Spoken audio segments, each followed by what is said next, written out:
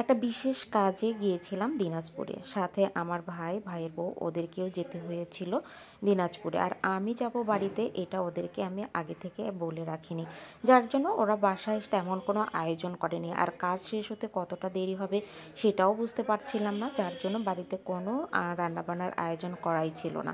তো কাজ যেহেতু তাড়াতাড়ি শেষ হয়েছিল, আমরা তখনই রওনা দিয়ে দিয়েছিলাম বাড়ির উদ্দেশ্যে। আর আমারও মন চাচ্ছিল না বগুড়ায় ফিরতে, সেই জন্য আমিও চলে গেলাম বাবার বাড়িতে ওদের সাথে।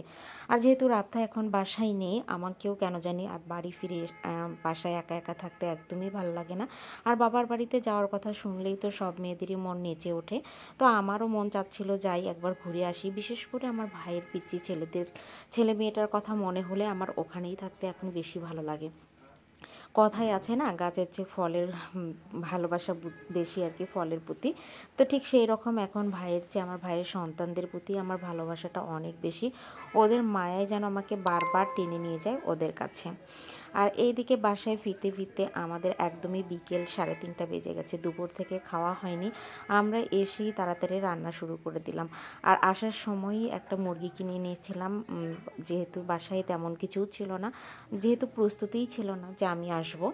তো এদিকে চাচিও আমাদেরকে হেল্প করছিল, মাংস রান্না করতে পাশে দিয়ে দিয়েছি ভাত বসিয়ে। আর এখানে আলু সিদ্ধ করে নেওয়া হয়েছিল। বরাবরই আমার ভর্তা খেতে খুব ভালোবাসে, কারণ ভর্তা হলে মনে হয় আমি একটু ভাত বেশি খেয়ে ফেলি। তাই এদিকে আলু সিদ্ধ এবং টমেটো সিদ্ধ করে নেওয়া হয়েছিল, চাচি সে ভর্তাটা বানিয়ে দিল আমাদেরকে। আর এইরকম বাটনায় পিষে ভর্তা আমার কাছে খুব বেশি ভাল লাগে, আমার খুব খেতেও ইচ্ছে করে। গ্রামের উঠোনে এই যে খোলামেলা পরিবেশে খাওয়ার মজাই আলাদা। এই দেখেন আমার পিচ্চি মাটা বারবার দরজা খুলে খুলে দেখছে কে আসছে। আর এই যে দুষ্ট বাবাটা সবসময় এইভাবেই দুষ্টুমি করে, কোনো সময় সে স্থির না, সবসময় দৌড়ি ছুটোছুটি। আর এইদিকে আমার ভাইয়ের বউ যেহেতু বাসায় ছিল না, ও একদম উঠোন টুঠোন সব পরিষ্কার করে নিচ্ছে। আর এরকম উঠোনে বসে খেতে আমার বেশি ভাল লাগে।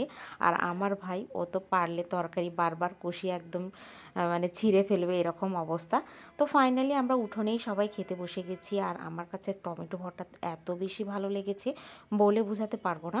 আর টমেটো শুধু না, এর সাথে আলু মিক্সড করা আছে। কোন কোন এলাকায় এভাবে খান অবশ্যই কমেন্টসে জানাবেন। টমেটো আর আলু একসাথে ভর্তা করে যারা খাননি এখনও তারা অবশ্যই খেয়ে দেখবেন, সত্যি অনেক মজা। আর এই যে আমার বাবাটা গরম ভাত এবং গরম তরকারি একদম খেতে পারছিল না, ওকে একটু মাংস ছিঁড়ে দিয়েছিলাম আমি। তো সবাই আমরা একসাথে বসে উঠোনে অনেক মজা করে খাচ্ছিলাম। আর আমার সবসময় এভাবে খেতে কেন জানি অনেক বেশি ভালো লাগে, অনেক মজা লাগে। কার কার এমন খেতে মজা লাগে অবশ্যই কমেন্টসে জানাবেন। আর এইদিকে দেখা যাচ্ছে এখন ধান লাগানোর মৌসুম, সব দিকে এই যে আমরা এগুলোকে বিচন বলি, আসলে এগুলো হচ্ছে চারা গাছ ধানের, সেগুলো উঠানোর কাজ শুরু হয়ে গেছে, মানে ধান লাগানো হবে সেটা শুরু হয়ে গেছে গ্রামে।